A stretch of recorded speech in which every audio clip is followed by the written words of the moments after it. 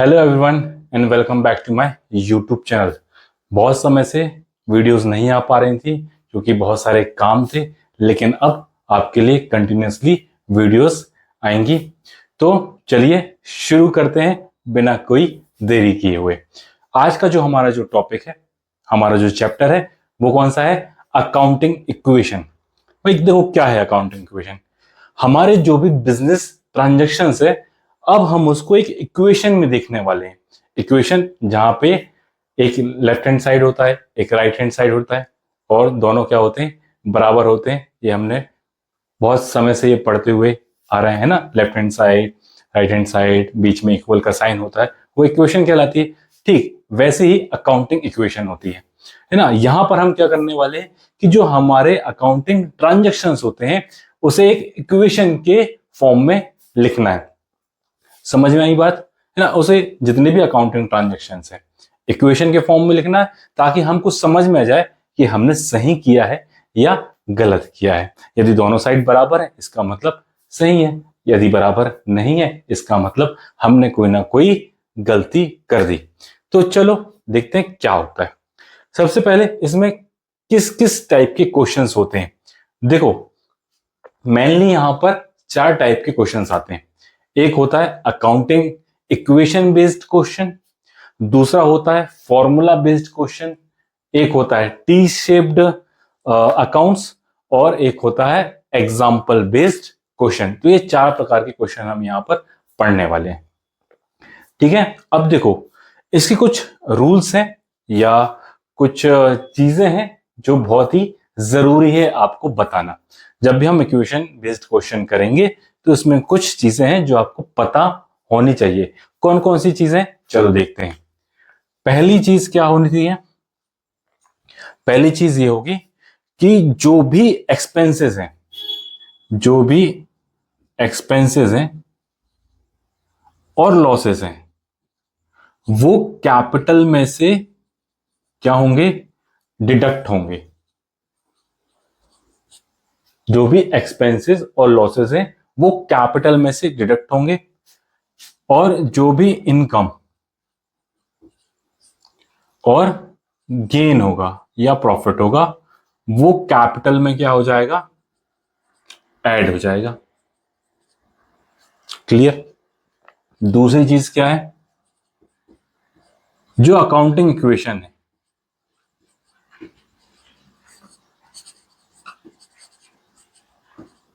Accounting equation क्या होगी इसमें? देखो, assets is equal to liability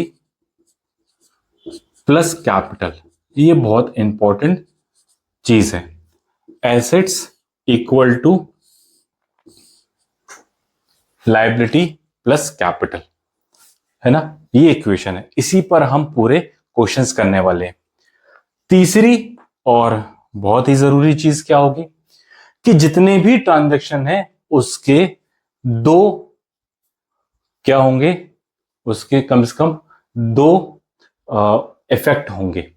जितने भी ट्रांजैक्शन है उसके कम से कम 2 इफेक्ट होंगे। कम से कम क्यों बोल रहा हूं? क्योंकि 3 भी हो सकते हैं और 4 इफेक्ट भी हो सकते हैं, लेकिन मिनिमम 2 इफेक्ट होंगे।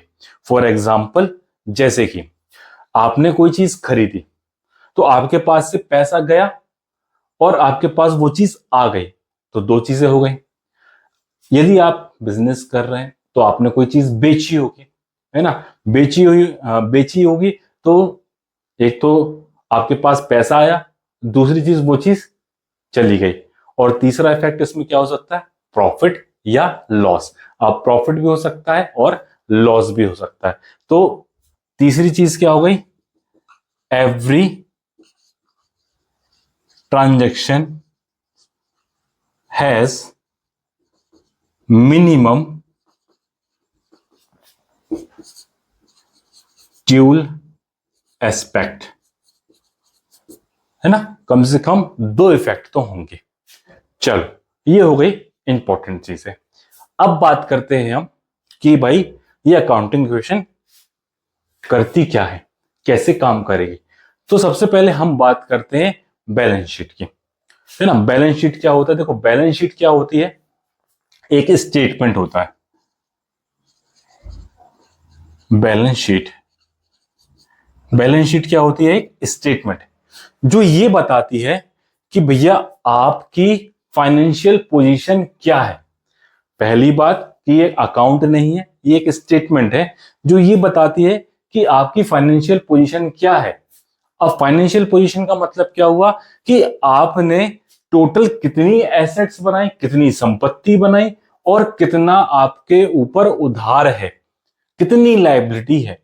ये चीज बताती है क्या, बैलेंस शीट, है ना। फॉर एग्जाम्पल देखो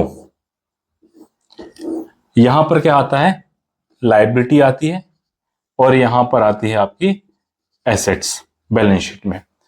अब मान लो कि एक व्यक्ति है मिस्टर एक्स, मिस्टर एक्स, और मिस्टर एक्स का एक बिजनेस है जिसका नाम है वाई ट्रेडर्स, है ना। मिस्टर एक्स का एक बिजनेस है वाई ट्रेडर्स, एक शॉप है समझ लो।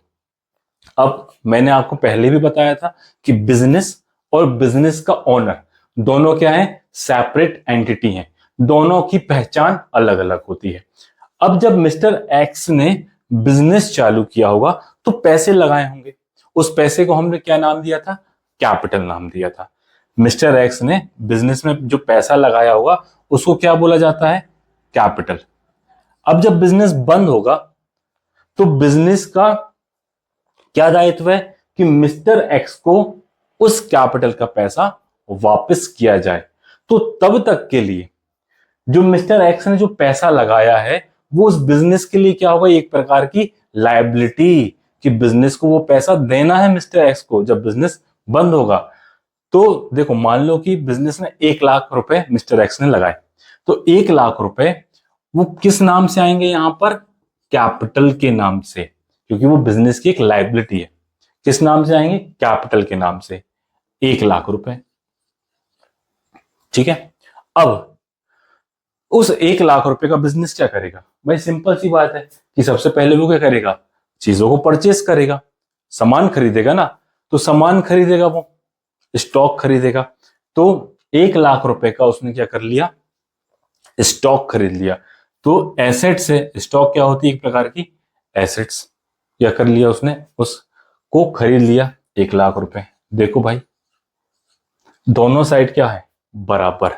यहां 1 लाख रुपए लाइबिलिटी भी शो कर रहा है कि भाई कैपिटल लगाया था मिस्टर एक्स ने, ये पैसा वापस करना है, और वहीं पर एसेट्स भी शो कर रहा है कि उस 1 लाख रुपए का बिजनेस ने क्या किया, स्टॉक खरीद लिया, है ना, सिंपल सी बात।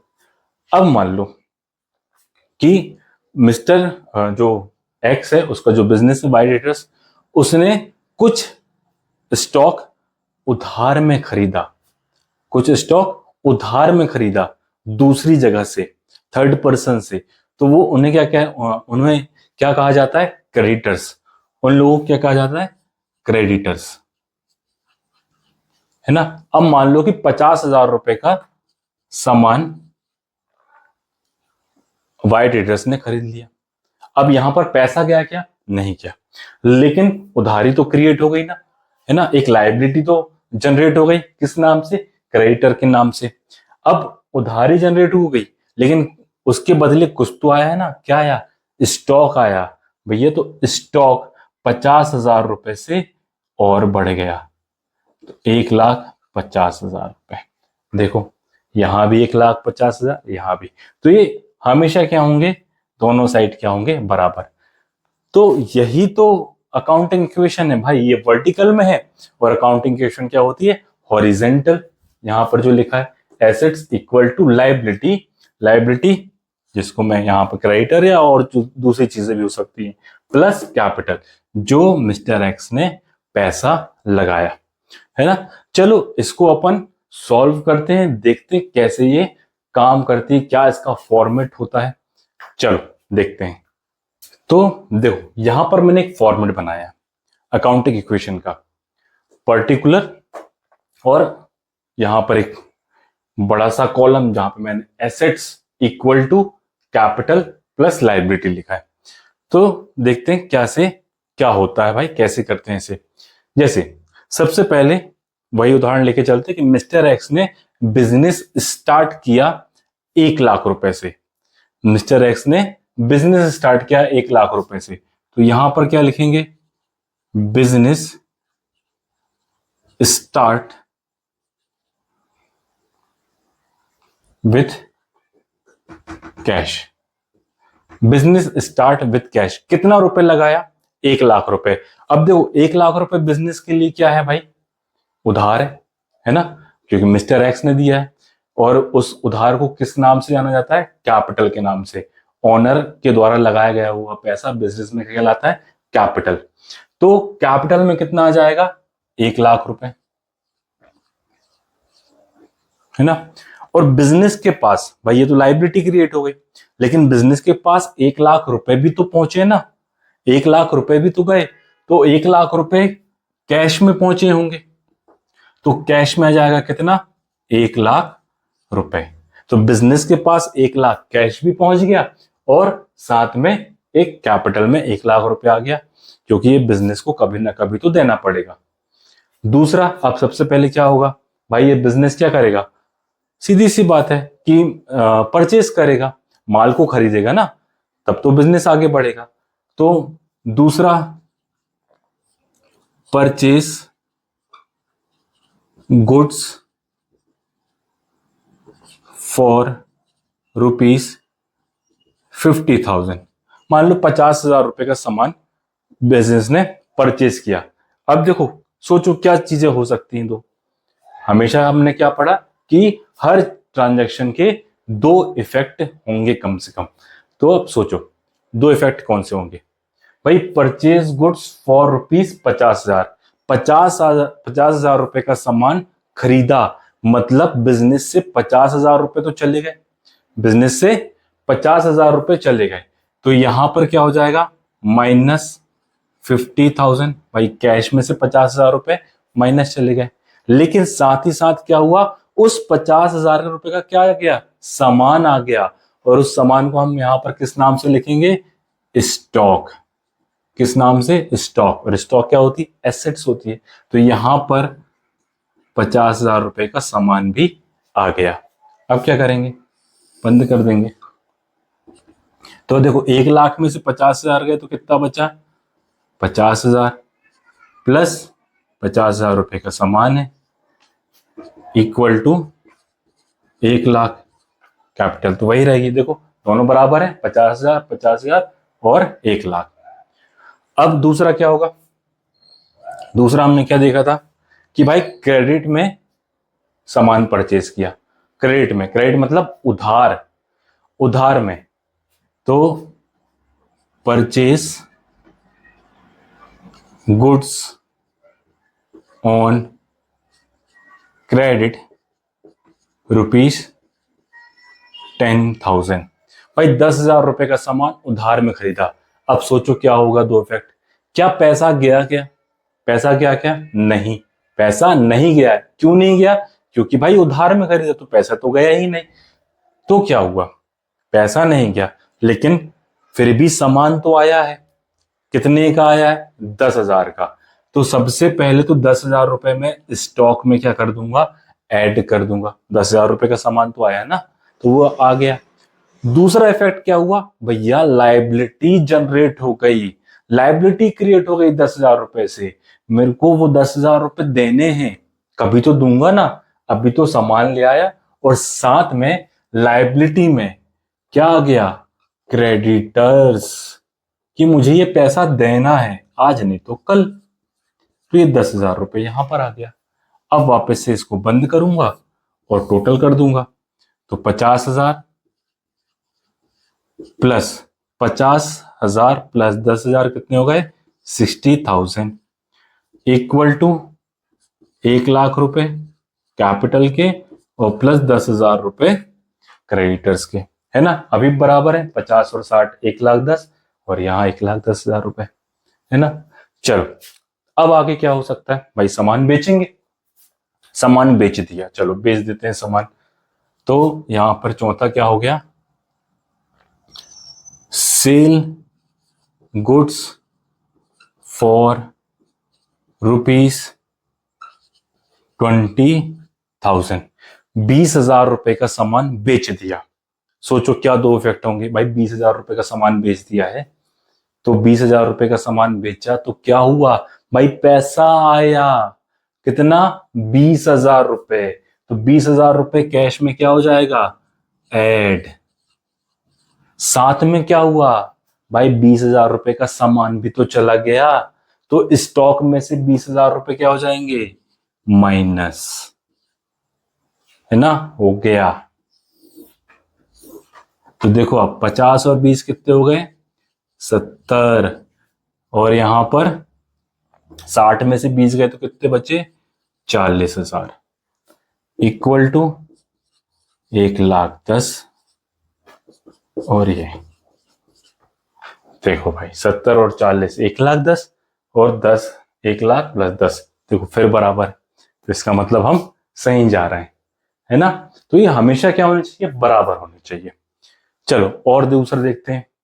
अब मान लेते हैं, अब 3 इफेक्ट वाली चीजें देखें कि 3 इफेक्ट कैसे हो सकते हैं। चलो number 5, sell goods for ₹30,000 cost 25,000। भाई सामान बेच दिया कितने का, 30,000 रुपए का, कॉस्ट 25,000, मतलब 25,000 रुपए का सामान कितने में बेचा, 30,000 रुपए में। चलो तो देखते हैं क्या क्या इफेक्ट होगा। देखो सबसे पहले तो क्या हुआ, सेल गुड्स फॉर ₹30,000, 30,000 रुपए का सामान बेचा, तो मतलब 30,000 तो आए मेरे पास, तो कैश में कितना आ जाएगा, 30,000। क्लियर। दूसरा भाई कितने का सामान था वो, 25,000 का, मतलब 25,000 का सामान चला गया, तो यहां पर माइनस कितना करूंगा, 25,000। अब देखो भाई आया 30,000 रुपए, गए 25, डिफरेंस है ना 5 का, तो वो 5 क्या है भैया, मेरा प्रॉफिट। और याद करो अभी लिखवाया था क्या, कि जब भी प्रॉफिट या इनकम होगी उसे क्या होगा, कैपिटल में ऐड किया जाएगा, और एक्सपेंसेस और लॉसेस को कैपिटल में से माइनस किया जाएगा। तो यहां पर 25,000 रुपए का सामान था, 30 में बेचा, तो 5,000 रुपए का क्या हुआ, प्रॉफिट हो गया। तो वो 5,000 रुपए क्या होंगे, कैपिटल में ऐड हो जाएंगे। अब देखो भाई,